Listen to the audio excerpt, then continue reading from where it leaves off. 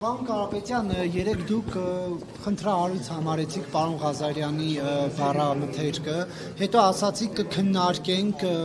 որոշում կկայացնենք եւ կհայտենք, եւ այսօր կարծեք թե ճիշտ ենք հասկանում, որ փոխել եք ձեր դիրքորոշումը եւ այլևս պարոն Ղազարյանի ասածը խնդրահարույց չեք համարում, տեղի ունեցավ այդ քննարկումը թե ոչ։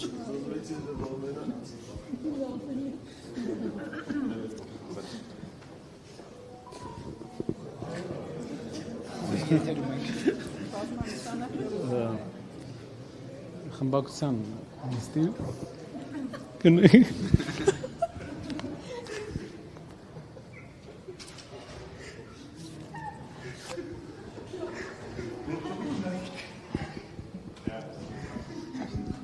որպես մեր հայրենակիցները իմանա Ղազարյանը անցավ նոր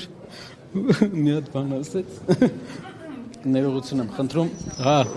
ներողություն եմ խնդրում մեր խմբակցության նիստի ժամանակ մենք քննարկել ենք եւ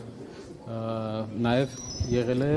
որոշում խմբակցության ներսում որոշում որը բաժանված է երկու մասի խմբակցության մեջ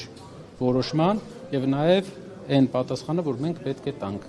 եւ այդ պատասխանը տրվել է շնորհակալ եմ այսինքն ներողություն չի խնդրելու Այսպես մտածել եք, որ ավելի ԿՊԱ-ականների թիրախում է հայտնվում Էդգար Ղազարյանը այդ վերջնամասում նստելուց տարել եք ավելի հետ, ինչով է պայմանավորվում։ Դա քարտուղարին հարցրեք, իր որոշումներն